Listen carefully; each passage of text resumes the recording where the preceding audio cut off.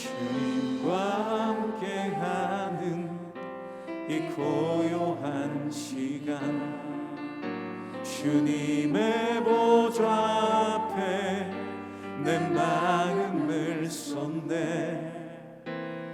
모든 것 아시는 주님께 감출 것 없네. 내 맘과 정성 다해 주 바라나이다.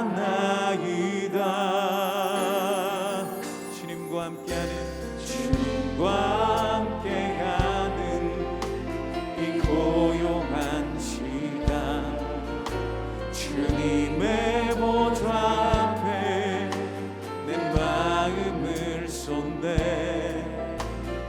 모든 것 아시는 주님께 감출 것 없네.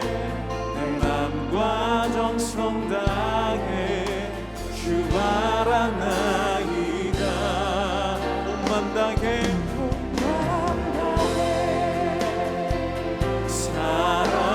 사랑합니다.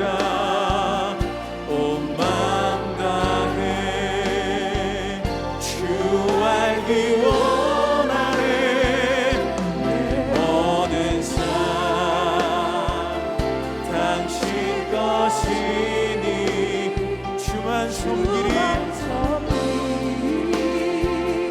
온 맘 다 나 염려하지 않아. 우리가 밤에 블레셋 사람들을 추격하여 동틀 때까지 그들 중에서 탈취하고 한 사람도 남기지 말자. 무리가 이르되 왕의 생각에 좋은 대로 하소서.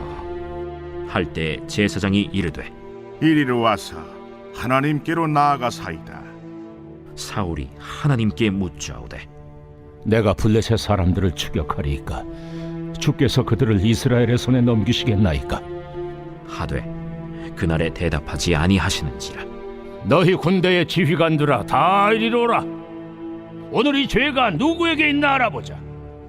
이스라엘을 구원하신 여호와께서 살아계심을 두고 맹세하노니 내 아들 요나단에게 있다 할지라도 반드시 죽으리라.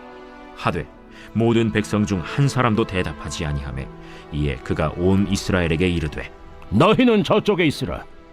나와 내 아들 요나단은 이쪽에 있으리라. 백성이 사울에게 말하되 왕의 생각에 좋은 대로 하소서. 이에 사울이 이스라엘의 하나님 여호와께 아뢰되 원하건대 실상을 보이소서. 하였더니 요나단과 사울이 뽑히고 백성은 면한지라. 사울이 이르되 나와 내 아들 요나단 사이에 뽑으라.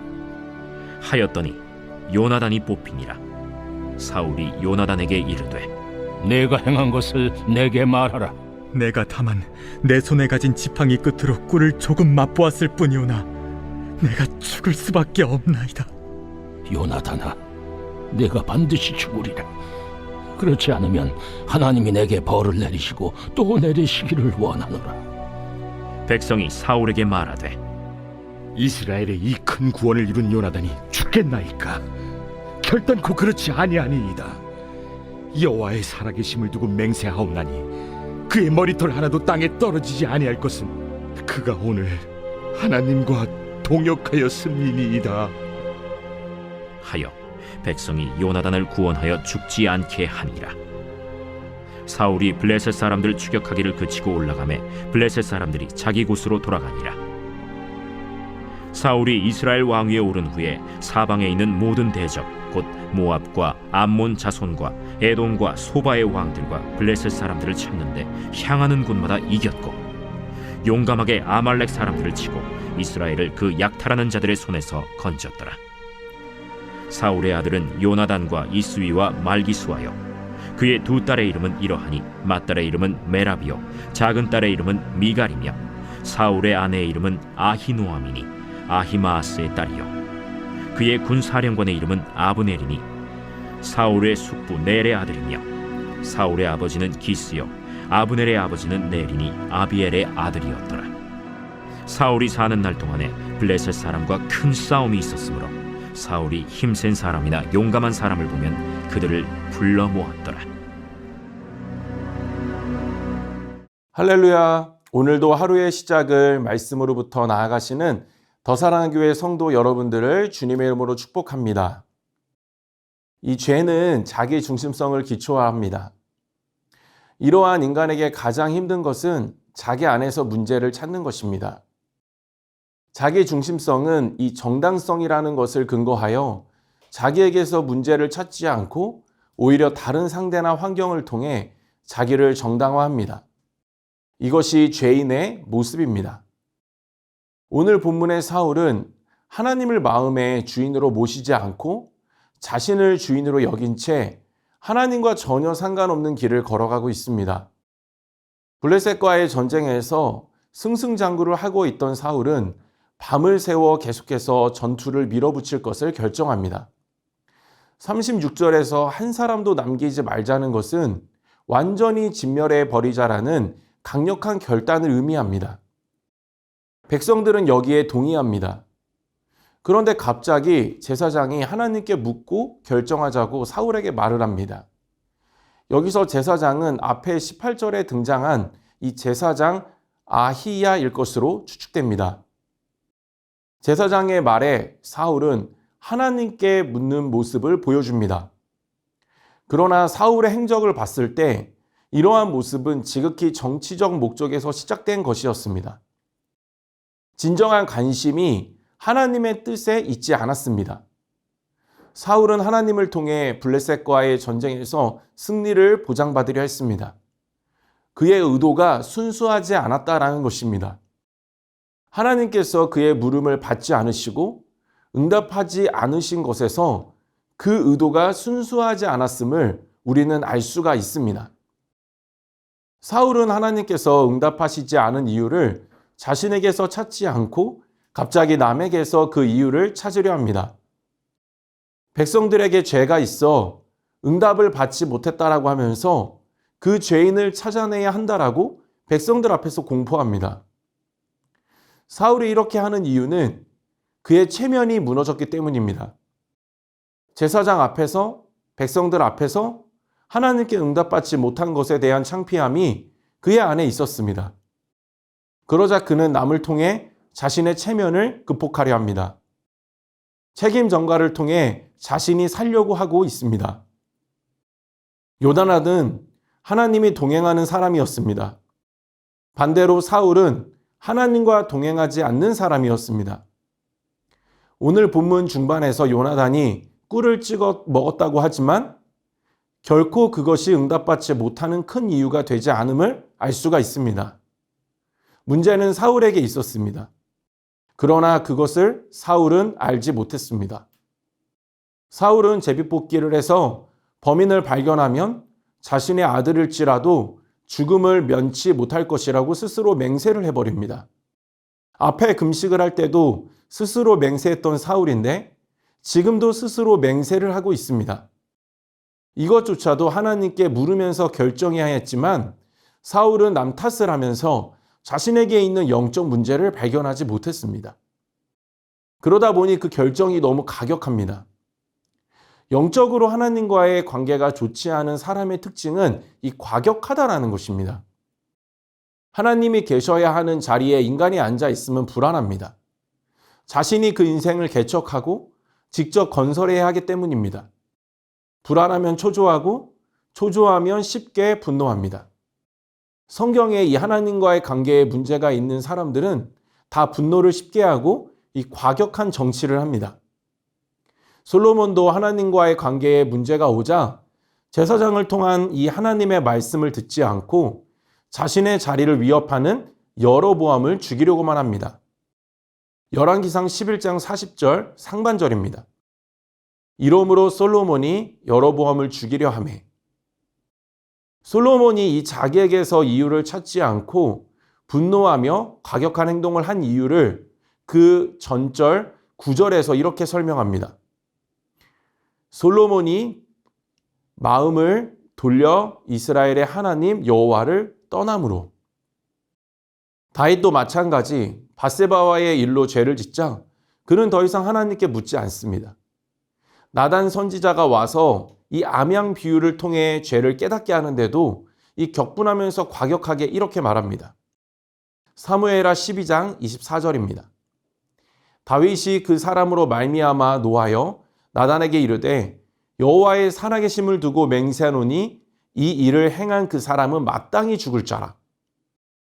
나단이 양 한 마리 훔쳤다고 한 거에는 이 4마리로 갚으라는 율법이 있습니다. 그런데도 다윗은 죽여야 한다면서 과격한 모습을 보여줍니다.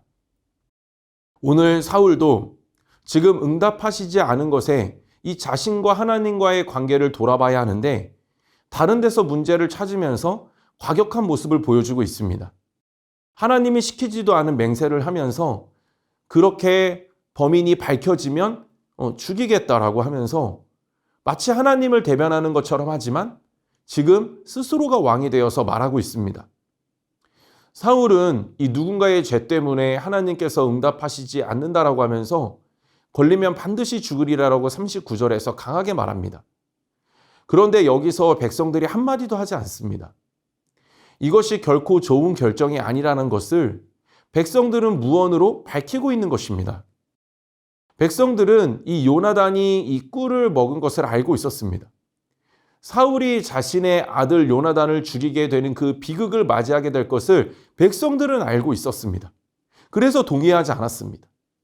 그런데도 사울은 이 백성들의 분위기를 알지 못하고 자신의 뜻에 갇힌 채 격분하며 그렇게 행하고 있습니다. 공동체가 중요한 것은 이 그리스도의 몸이기 때문입니다. 몸의 특징은 이 같이 느낀다라는 것입니다. 그러나 때로는 몸 지체 중 하나가 못 느낄 때가 있습니다. 그럴 때 하나님은 이 몸을 통해서 말씀하십니다. 몸된 지체를 통해서 말씀하십니다. 먼저 말씀드린 솔로몬도 다윗도 하나님께서 몸을 통해 말씀하시는데 그 전혀 자신의 영적 상태를 알지 못합니다. 지금 사울도 마찬가지입니다. 영적으로 좋지 않은 상태에서 이 벌어지는 일들이나 결정을 누군가가 아니라고 말해질 때 우리는 기울여야 합니다. 몸된 공동체를 통해 말씀하시는 그 하나님의 음성을 듣고 회개의 자리로 나가야 합니다. 그럴 때 자신의 아들을 처형해야 하는 것을 혼자만 모른 채 비극으로 치닫는 이러한 수렁에 빠지지 않을 수 있습니다. 사실 여기서 사울이 왕으로서 해야 할 일은 이 공정성을 가지고 이 공의로움을 가지고 백성들을 다스려야 했습니다. 그런데 사울은 이 앞에 구절 32절에서 백성들이 죄짓는 것을 간과했습니다. 백성들이 짐승을 피채 먹었는데 여기에 대해서는 별말하지 않고 넘어갑니다. 이것은 율법에서 명확히 금지하고 있는 죄악이었습니다. 레위기 17장 10절입니다. 이스라엘 집사람이나 그들 중에 거류하는 거류민 중에 무슨 피든지 먹는 자가 있으면 내가 그 피를 먹는 그 사람에게는 내 얼굴을 대하여 그를 백성 중에서 끊으리니. 사울은 이 백성들이 지은 죄에 올바른 판단을 내리지 않고 지금 자신이 기도 응답을 받지 못한 것에 대해서 분노하면서 아무도 시키지 않은 맹세까지 하고 있습니다. 그렇게 제비를 뽑고 있습니다. 이것은 철저히 백성들을 의식한 그런 무모한 행동이었습니다.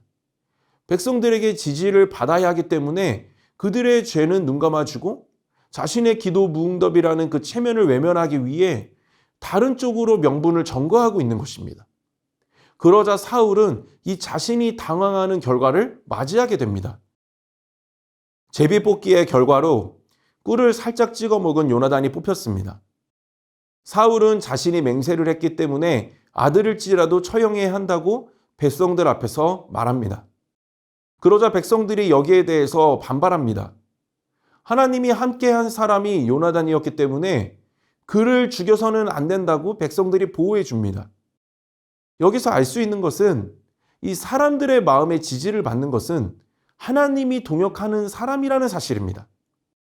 여기 지금 백성들이 사울을 두려워하지 않고 오히려 요나단을 보호해주고 있습니다. 사울은 이 사람들의 지지를 위해 자신이 왕되어서 하고 싶은 대로 하고 백성들 눈치나 보면서 정치적으로 해왔는데 결과는 하나님이 동행하는 사람 요나단이 지지를 받았습니다. 이러한 분위기 속에서 사울은 전혀 문제가 자신에게 있음을 아직도 인지하지 못하고 있습니다. 말씀을 마무리하겠습니다. 인간이 그 자기중심성을 가지고 살아간다라는 것은 이렇게 강하고 무서운 힘을 가지고 있습니다. 영적 인지력을 상실시킵니다. 하나님을 마음에 두지 않는 순간 초조해집니다. 반대로 하나님께 맡긴 인생은 평안을 얻습니다. 맡기지 않고 자신이 그 인생을 어떻게 쥐고 어떻게 해보려는 순간 인간의 그 무능력에 부딪힌 한계 속에 더 비참해지고 비굴해질 수밖에 없습니다. 그 비굴함을 극복해 보려고 남 탓을 하고 해보지만 그렇게 책임 전가해보지만 결국 돌아오는 것은 깊은 수렁입니다. 우리는 영적 존재이기 때문에 창조 질서 안에 들어가 있을 때 가장 큰 평안을, 행복을 누릴 수가 있습니다. 하나님이 있고 내가 있고 만물을 다스리는 것입니다. 만약 여기서 벗어나면 불행해집니다. 만약 내가 있고 하나님이 있고 만물이 있는 그 순간부터 우리는 그 하나님의 무응답 속에 그 공허함을 메우려 헛된 노력과 열심으로 그렇게 비참함을 맞이할 수밖에 없게 될 것입니다. 때로는 나 스스로 할 수 없을 때 공동체를 통해 일하시는 그 하나님을 믿으며 이 공동체 안에서 몸된 지체들과 회복의 길로 나아가야 합니다. 또한 과격해지거나 나의 자존심이 먼저 고려가 되어서 남 탓하고 싶거나 책임 전가하고 싶을 때 다시 하나님 앞에 나를 세워서 그 앞에 회개할 것을 회개하며 온전한 상태로 우리가 회복되어야 합니다. 공동체 안에서 그렇게 음성을 들으시며 회복하시는 우리 모두가 되기를 소망하고 뿐만 아니라 정말 하나님이 침묵하실 때에 그 앞에 내 안에서 문제를 찾으며 하나님 앞에 나아가 그렇게 해결받으시는 저와 여러분 모두 되시기를 주님의 이름으로 축복드립니다. 이 시간 함께 기도 제목을 읽고 기도하며 나아가도록 하겠습니다. 자기 중심성을 경계하며 하나님 중심성으로 나아가는 뇌가 되게 하여 주시옵소서. 하나님의 무응답 속에 내 안에 문제를 발견하여 회복하는 영적 지혜가 있게 하시고 그 분별력 속에 하나님과의 관계가 윤택해지는 뇌가 되게 하여 주시옵소서. 하나님의 생각을 함께 느끼는 공동체가 되게 하시고 느끼지 못하는 지체를 돌아보며 그 지체를 위해 기도하고 말하는 그렇게 성령님의 도우심으로 영적 회복이 일어나는 귀한 통로로 우리 공동체를 사용하여 주시옵소서. 이 시간 함께 기도하며 나아가도록 하겠습니다. 기도하시겠습니다.